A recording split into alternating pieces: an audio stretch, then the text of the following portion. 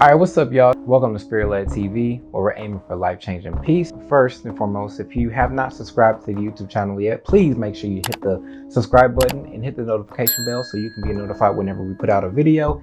And like, share, comment, and share this video with everybody that you know. We're in the book of Joshua, and we're going to be in chapter 1, verse 1 through 9.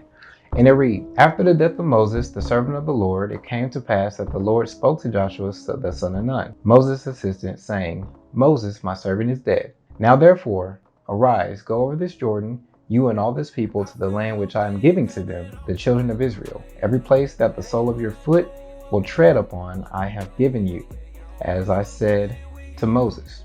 From the wilderness and this Lebanon, as far as the great river, the river Euphrates, all the land of the Hittites, and to the great sea toward the going down of the sun, shall be your territory. No man shall be able to stand before you all the days of your life. As I was with Moses, so I will be with you. I will not leave you nor forsake you. Be strong and of good courage, for to this people you shall divide as an inheritance the land which I swore to their fathers to give them.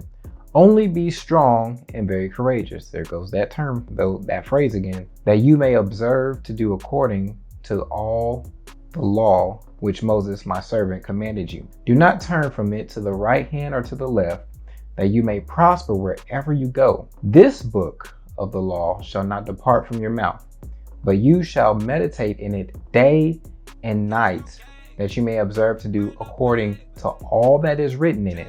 For then you will make your way prosperous, and then you will have good success. Have I not commanded you? Be strong and of good courage.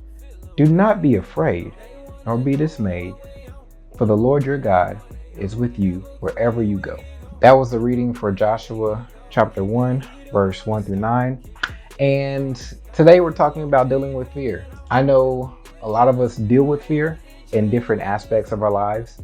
And this scripture is really going to help us to understand a little bit more about why we're fearful. We know that God does not give us spirit of fear, but a power of love and a sound mind. So if fear is not of God, why are we having it? Now, it's understandable that Joshua was probably nervous about this whole ideal of him leading the children of Israel. I mean, he's seen Moses and he's witnessed Moses do some miraculous things, and God has had his hand over Moses, right? And the fact of Joshua being alone without Moses kind of frightens Joshua, I'm pretty sure, a little bit. And you would think with all the experience that Joshua's had, you know, that he would be better prepared, you would think, right? And so even with all that, even with all the history that they have, God still commands Joshua to be strong and courageous. Because I think with anything that we go through, when there's an uncertainty, there's always going to be this kind of fear, butterflies, whatever you call it, that we all have inside, some anxiety or something like that, because we don't have control over the situation. And I don't think it's necessarily bad to have fear in a sense. I think if we allow the fear to control us, then yeah, because everybody has some fear about something, you know what I mean? But if we allow that to control our lives and navigate it to where we can't function properly, then I think that's when fear overrides our faith. It shouldn't be that way. So there's 3 points that I really want to point out, okay? Number 1, fear of comparison. I think if we compare ourselves to other people, that can cause us to kind of like shorten or dismantle our own purpose. I think fear of comparison is one of the biggest things that we see a lot in today's society when we try to be like somebody. Like just me being on this camera and articulate what I have been given is a little nerve-wracking, because there's a lot of people that do it and they do it well. Okay, so I'm like, who am I to do this? But in a sense, like Joshua was in, God chose Joshua to lead the children after Moses. And it's like Joshua might have tried to compare himself to Moses, like, man, listen, you helped us get across the Red Sea, bruh. Like, I don't know if I can do that, God. But everybody has a purpose and everybody has a gift. And so don't compare yourself to somebody else, because that can cause fear, anxiety, worry, because you can't do it just like they do it. You have to do it the way God's given it to you. You have to do it the way that he's built your character, your personality, so on and so forth. All right. So that's number one. And also in regards to that, it's really important that we prepare. I think preparation in all this, and that we see in Joshua, that he was prepared every step of the way, that God was preparing him every step of the way. So every single opportunity that we see and that we know and that we fully understand that, hey, this is building my character because God is having something set up for me. And so I need to be as well as prepared as I can. And sometimes we can't be fully prepared when we get in the situation, but if we prepare enough, then God can make the adjustments and we can make the adjustments, get through that storm or get through that situation. So the preparation is definitely key for whatever we're going through, all right? Number two, fear of the unknown, the fear of uncertainty. What am I going to be facing? What possibly can be awaiting me in this new territory, in this new land, in this new season? What, God, are you trying to do in my life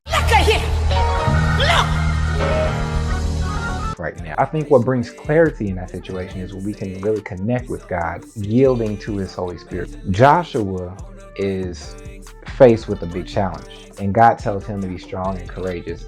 On top of that, though, he says to meditate in his word day and night. Meditate on the promises.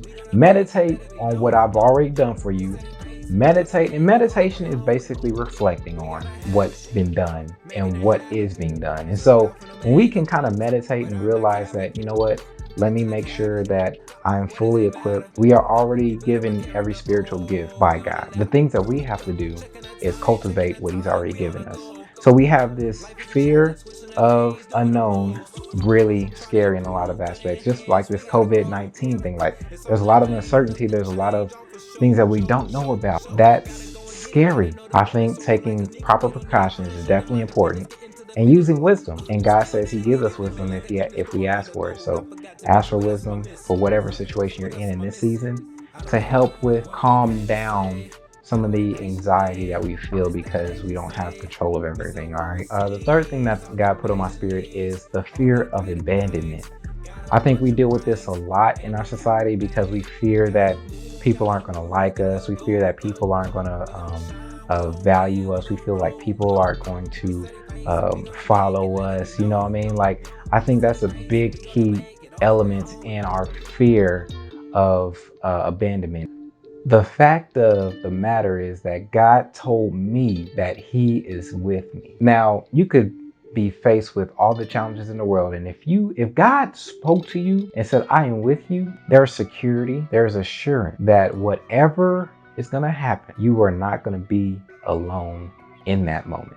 You're not going to be alone in your storm. You're not going to be alone in whatever crisis you're in, because he promised his children that he's going to be with us. And that is some good news, y'all. The fear of abandonment shouldn't be there because we know that we are with the God who has created us. Friends may not be there, but we know that God is. Spouse may not be there all the time, but we know that God is. Your boyfriend or girlfriend may not be there all the time or even there at all, but we know that God is. You know, we know our family sometimes may not be there, but we know that God is. You know, we see in our generation, or we see all the time where there's parents that aren't involved in their kids' lives, or we see relationships falling out and everything like that. Listen, God is still there with you. He's not leaving. Now, you can leave him. We see that in the prodigal son, where he left the father, but the father is not gonna leave you, man. And we have to really understand that, because that's showing the love that God has for us. That's showing the grace and mercy that God has on our lives. And I'm not saying to do anything that you want. I'm saying to realize that in the midst of a bad situation, we can always depend on God, man. And there's some situations we put ourselves in, and there's situations that people put us in, right? And then there's situations where God orchestrates it to where it's part of our journey. And so we have to be mindful that whatever we're going through, it's not going to be permanent. It's temporary, yo. So be of good courage, be strong, be courageous. Whatever addiction you're having, whatever breakdown you're having right now, whatever anxiety, whatever worry, whatever mental health that you're in right now, I want you to know that you can be confident in knowing that you don't have to compare yourself to people, that you don't have to worry about the unknown, and that you don't have to worry about being alone, and that God is there with you. He's there for you. Talk to him, communicate to him, be in communion with him, And also make sure that you're surrounding yourself with people who love you for who you are, who embrace you, and who you can be transparent with. And I think that's a huge milestone of growth. I think that if we can be transparent, and if we can speak about things that are holding the fear in us, then we can learn to step in faith and trust God in everything that we do. So I don't know who this is for, but I just believe that God is wanting us to fear less and to put more faith in Him. All right, thank you so much for watching this episode of Dealing with Fear. Make sure you comment, like, hit the share button. Most importantly, subscribe to the YouTube channel and hit the notification bell. Share it with your friends, your family, your enemies, your loved ones, people that you don't even know. Share it with them as well. Listen, it's Spirit-Led TV. Thank y'all so much for tuning in. Until next time, see y'all later. Peace.